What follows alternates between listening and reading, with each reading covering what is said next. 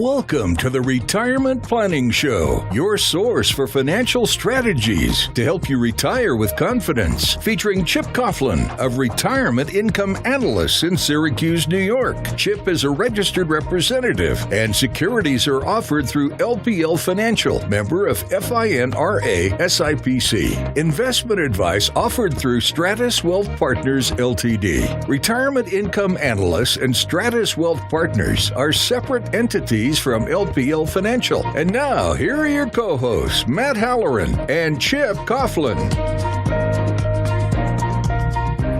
Hello and welcome to episode number 17 with Chip Coughlin. Today we're going to talk about the top 10 financial moves at the beginning of your career. Now, Chip, you and I have talked on many podcasts how important it is for people to start early, start young. So let's break down these top 10. What's number one? All right. Number one is have a budget and live by it. We ask all of our clients to have a budget, and we want them to use the budget as the backbone to make good financial decisions. And, we take it one step farther. Not only do they have a budget, we want them to track their expenses so that they know where they're spending money. And if they desire to change their spending behavior, that will show them areas where they could economize perhaps, but we want them to live within their means. And if you could think about this visually, we want their lifestyle line to be below their income line and have a nice gap between them. Many times we find clients where their lifestyle line and their income line are on top of each other. And so having a budget, living by your budget, looking at your budget on an ongoing basis, you'll know what you can save and what you should be setting aside. And I think, again, you can use that for decision making. If you're tracking your expenses, buy some software like QuickBooks or Quicken and track those expenses, because I know it's helped me. So it could help everybody else out there as well. Number two is setting financial goals. And again, this is a reoccurring theme that you've had on your podcasts. How do you help somebody who is at the beginning of their career set goals, and what kind of goals should they set? Okay. When clients are at the beginning of the career, we say this, and it's been said before, we want you to begin with the end in mind. So when you start your career, you've got to look over the horizon. Where do I want to end up? So everybody has goals, and they might be educational goals. They might be exercise goals. They might have a goal to have a house at a certain point or a new car or something like that. But why not financial goals? Why not use your budget and say, hey, I want to save money in my 401k. I want to save this much. I want to have an emergency fund of this much, and so forth. So for many of our clients, writing the goal down, make a commitment to review those goals on an ongoing basis is the key. I'll tell you, when people write out their goals, and it's usually around the first of the year, so this is a good time for this, they write their goals down. They're pretty excited about the whole thing. They put it on a shelf and they don't look at it again for another year. You have to have those goals be front of mind. You have to look at them, think about them, and dream about them while, every week. Pull those out, see how you're doing, sometimes daily. And let's take a very simple goal. We tell our clients they should save or invest about 15% of their income. It won't make them rich, just economically successful. Where can that 15% come from?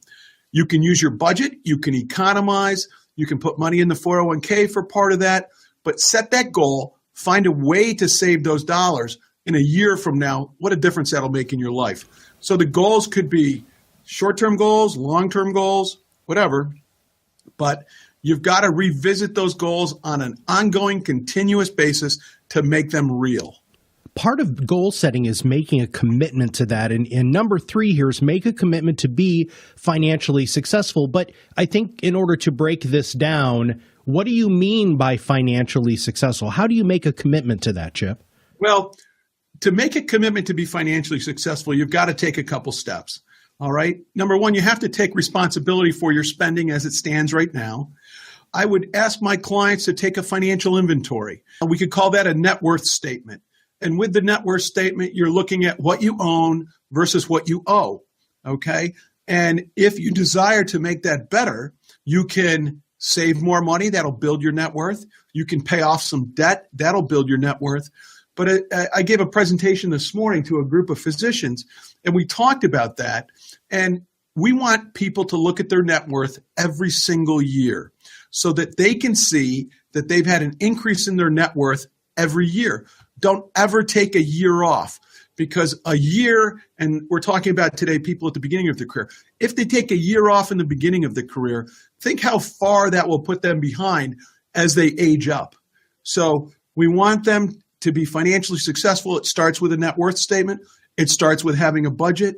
We tell our clients, seek professional assistance, a financial advisor, an accountant, or someone like that to give them some guidance to get them on the right track. And then the last thing in this section would be manage credit wisely. Everybody has a credit card. Everybody has a debit card.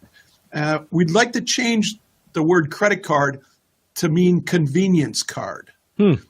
We want it to be convenient to use your card, but we want you to be able to pay it off every month. That's where the budget comes in. So managing your credit wisely is very important, because it's very, very easy, and it happens very quickly, where your credit gets out of control. You owe more on your credit card than you can pay every month, and then you're paying outrageous interest to carry it there. So we want to manage credit wisely. Incidentally, in this category, we ask everybody to look at their credit report. You know, you get a free credit report from the 4 credit agencies once a year. So if you spread that out and do one a quarter, you've got a good chance of looking at your credit, seeing what's out there, making sure that someone hasn't co-opted your credit. And if there's accounts you have that you don't use, close those accounts. Because the more accounts you have, the more open accounts you have, and this could be store credit cards, it could be MasterCard, Visa, debit cards, and things like that. The more you have, the higher your probability of a compromise. So we want to reduce the number of credit cards that you have, and we want you to use them appropriately. Number 4 is invest early in your career and on a regular basis. Now, you said that you want people to try to save about 20%, but what is the best way to create this as a habit? You have to pay yourself first. Okay, we have a little diagram that shows when the day you get your paycheck, you separate out whatever that goal could be. It could be 10%, 15%, 20%, but pay yourself first and spend whatever's left. Now, the reality is this: if you spend first and save whatever's left at the end of the month, basically you'll never get ahead, because you'll spend everything you've got. And the reality is the people that save first end up owning the businesses in America, and the people that save last are their employees. So if you save first and spend whatever's left, you put yourself first. And I'm saying put yourself first before your mortgage company, your rental company, your utility company, your car lease company. Put yourself first. Pay yourself first. And that's an age-old concept, but if you pay yourself first, you will end up financially ahead, so much more ahead. And that goes with the question I ask everybody when they come to see me. I always ask, who do you work for? And they say, oh, I work for this doctor's office, or I work for the hospital, or I work for a large tech firm or something like that. And I keep asking the question till they get it. And they say, I work for myself and I work for my family. And I always say, put them first in line. Pay them first, then pay everybody else. That's why you have your budget. Gotcha. Now, number 5 is take advantage of the tax laws. How do you do that early on in your career? Well, I think one of the main things is check with your employer, see if they have a retirement plan, and if they have a 401k, get in, stay in, and reinvest along the way. And I will tell you, and this goes back to number 4 as well, but a small amount of money over a long period of time will give you an explosion of value. So as far as tax laws, let's go deeper on that. When you put money in a 401k, it reduces your taxable income because the money comes out pre-tax. It gets invested in your 401k, it grows tax deferred, and then when you retire, it comes out, it's taxable. But to use the tax laws, let's pay as little tax as we can. And how we do that is we lower our taxable income by making deposits into the 401k. And let's face it, if you don't have a 401k, if you work for a company or you work for yourself that doesn't have a 401k, you can do an IRA. This year, if you're under age 50, you can do an IRA and put $5,000 away in that IRA. And again, you're saving for the future. That makes a lot of sense. It reduces your taxable income. You pay less tax. Now, number 6, allocate your assets properly and adjust as needed. Now, you've talked about this in previous podcasts, how important it is to see your financial services professional on a regular basis. Is that what you mean here with number 6? It really is, because the amount of risk you take in your portfolio should be a function of your view on risk and your time horizon. And time mitigates risk. So if you're at the beginning of your career, you might have 30 years until you're going to retire. Some of us might have 40 years we retire. So when you look at your asset allocation, you should use time as your asset, okay? Because I said time mitigates risk. And you can take a little bit more risk because you have a very long-term view. And that's going to pay off for you downstream pretty well. So we tell everybody, build your base, okay, before you speculate. Make sure that if you have money you're going to speculate with, we call it your at-risk capital. Money you can afford to lose, it doesn't affect you financially or emotionally, but when you're saving for retirement, we want to be in the sweet spot in terms of your asset allocation, your time horizon, and your risk. We put all those together because they did a study, Matt, and they looked at the primary determinants of portfolio performance. And since the beginning of time with investing, it was always security selection and market timing.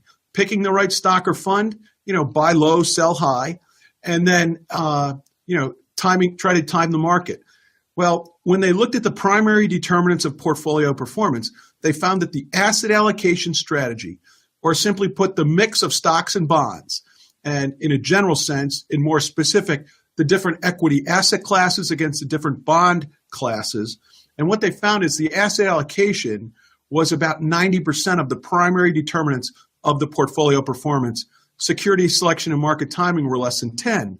Well, we can't time the market, but we can have good selection and we can use asset allocation to our advantage. Planning for the unexpected. This is something that somebody told me a long time ago, and this was a huge help for the financial health of my family.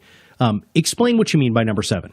Well, we have to ask the question, what could be the unexpected? For many of us, it could be a job change. It could be a job moving expenses. It could be car repairs. You have to have an emergency fund to offset those sudden expenses that come out of nowhere. And we tell our clients they should have an emergency fund as a goal, and that goal might be 3 months of your income as it sits today. So we want you to have a fund you can fall back on to make up those situations. Yes, you may use your credit card, but you have money set aside for these types of emergencies that you can use to pay the credit card off at the end of the month and not incur any interest charges. Let's look at one more area, disability. Okay, the incidence of disability is quite large when you're young, and it's primarily due to accidents, a skiing accident, a hiking accident, something like that. And if you work for a company that has a disability policy as an employee benefit, I definitely want our clients to take advantage of that and have some of that, because if you got disabled, and let me give you a real world example, if you got disabled and you were saving 10% of your income every year, one year of disability is going to wipe out 10 years of savings. So having disability insurance is a smart play. And you have a greater risk of getting disabled than dying at any age. So if you work for a company that provides life insurance, hey, that's great.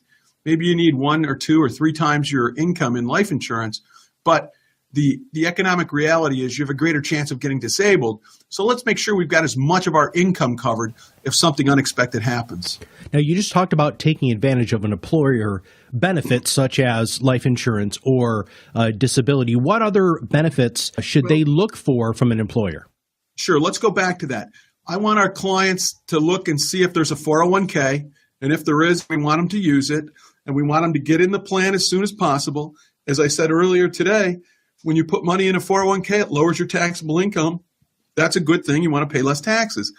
But many clients say, Chip, how much should I put in? And I always say, let's start at the minimum maximum. And what I mean by that is, what is the minimum amount you have to put in to get the maximum match? Because in many 401k plans, there's a match. Sometimes you have to put in 5 to get 3. In some plans, you can put in 3% to get 3. but you want to get all the match. That's free money. So if there's a 3% safe harbor match, you put in 3, they put in 3, now you're putting 6% away. So it really works in your advantage. And so check and see if there's a match. If there is, get all of it. That's the place to start. But the other way you win in this deal, Matt, is every so often. It could be every 6 months. It could be once a year. Add to what you're putting in because it goes in on a pre-tax basis. It's not going to feel like your paycheck went down a whole heck of a lot, all right, because there's tax involved in there. So get in, stay in, reinvest, and raise that deposit over time. Do it while you're young. Build it into your budget, and you'll have an explosion of wealth on the other end. What happens if you switch jobs? What happens with your employer benefits? Well, a lot of times when you switch jobs, you leave your benefits behind. But one of the things you should not leave behind is your 401k. And we've seen so many times where people make a mistake there. You see, when you start a new job, you finish an old job, you start a new job, you have the ability to roll over your 401k. And you can roll it to the new plan if they offer that. You can roll it to an IRA. But we don't want the client to just take the money. Because if you take the money and you're under 59 and a half, there's a 10% penalty from the IRS, and the money's taxed as income in the year you receive it. So if you're in a 25% tax bracket and you take the money pre-59 and a half, it's 25% plus 10% from the IRS. So on $10,000, you're going to end up with $6,500 instead of the $10,000. Now, the worst case scenario is you take the money. But what you're doing, though, is you're robbing yourself of your future because you're taking that money out of your account, so you'll get no more interest on it. It won't be there for retirement, and you've created a big mess. So we tell our clients, don't take the money. Roll it forward, roll it to an IRA, so that money is still available for retirement, and you're still going to get interest on it from now until you retire. Number 9 is think in the big picture and plan your estate. That's got to be difficult when people are young, isn't it, Chip? Well, they don't look over the horizon many times. And your estate's everything you own that has a value. And if you want to say on where your assets go, you need to have a will. Okay, you need to have beneficiaries on those 401ks and IRAs. And if you have a joint account or an individual account, an after-tax account, you can put a transfer on death on that. But if you have a car, if you have a house and things like that, you need to have a will because you want to say, and who gets those assets? And, you might leave it. If you have a spouse, you're obviously going to leave it to your spouse. But if you don't have a spouse, are you leaving it to your parents? Are you leaving it to a brother and sister? You can name those people in the will so it's ironclad and it's very clear where they're going to go. Now, go ahead. I would say one more thing. After you hear this, go home and check the beneficiaries on everything you have that has a beneficiary and make sure it's current. What I mean by that is somebody that you want the money to go to. That would be on your life insurance, your life insurance with your employer, the life insurance you own individually. It could be on your IRA. It could be on your 401k. Make sure the beneficiaries are current.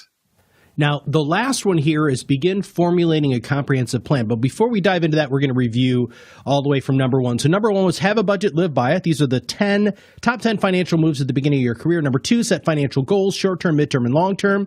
Number 3, make a commitment to be financially successful. Number 4, invest early in your career and on a regular basis. Number 5, take advantage of the tax laws. 6, allocate your assets appropriately and adjust as needed. 7, you must plan for the unexpected. Number 8, take full advantage of your employer's benefit plans. Number 9 was think that big picture, which you were just talking about. Now, this last one is this formulating a comprehensive plan. What do they need to do? Okay. They need to start thinking and planning for the future, and you need to look over the horizon, but you have to start taking small steps to make this plan work. And what I mean by that is, okay, you've got a budget. Now you're saving money. You've got the 401k. What are your goals? Let's set aside money to achieve those goals. But we want you to have a comprehensive plan so you can sit down year after year and say, am I making progress towards my goals? What does my progress look like? How can I enhance that or make it better? We want them to have the comprehensive plan because the plan is going to give you the directions on how to get to that goal. And it's something we review on an ongoing basis. like you should review your goals to keep you on track, because we have to measure the success you're having. And without a plan, it sounds cliche, but without a plan, any road will take you there. So with the plan, you'll know what's important, and things change. Of course, we got to amend the plan, but what's important to you right now? What steps are you taking to get there? And what circumstances are you running into that may slow your progress down? And how can we correct that? So the plan is all encompassing, but it's specific to you. It's never a one size fits all. And if they have the plan, it should be front of mind, just like their budget, so that they can think about that and then make decisions that are appropriate or parallel to their plan. Any closing thoughts, Chip, on the 10 financial moves at the beginning of your career? Well, I think the greatest asset is time. Mm-hmm. And at the beginning of your career, you've got all the time. So I would say think and plan for the future, live within your means, allocate your resources correctly so that what you want to happen can happen to you. Any road will take you there, so you need a plan. And I would tell you, when I find a client that has a plan, they have goals, they're set up, they're on their way, and they're going to achieve those goals. Because without a plan, you're just drifting through life. And with that, Chip, thank you very much for your time today. Thank you, Matt. And this was episode number 17, the top 10 financial moves at the beginning of your career. If you have not subscribed to the podcast yet, make sure you click the subscribe now button below. That way, every time Chip comes out with a new podcast, it will show up right on your listening device. For Chip Coughlin, I'm Matt Haller, and thank you very much, and have a great day. Securities offered through LPL Financial, member FINRA SIPC. Investment advice offered through Stratos Wealth Partners, a registered investment advisor. Stratos Wealth Partners and Retirement Income Analysts LLC are separate entities from LPL Financial. Content in this material is for general information only and not intended to provide specific advice or recommendations for any individual. All performance referenced is historical and is no guarantee of future results. All indices are unmanaged and may not be invested into directly.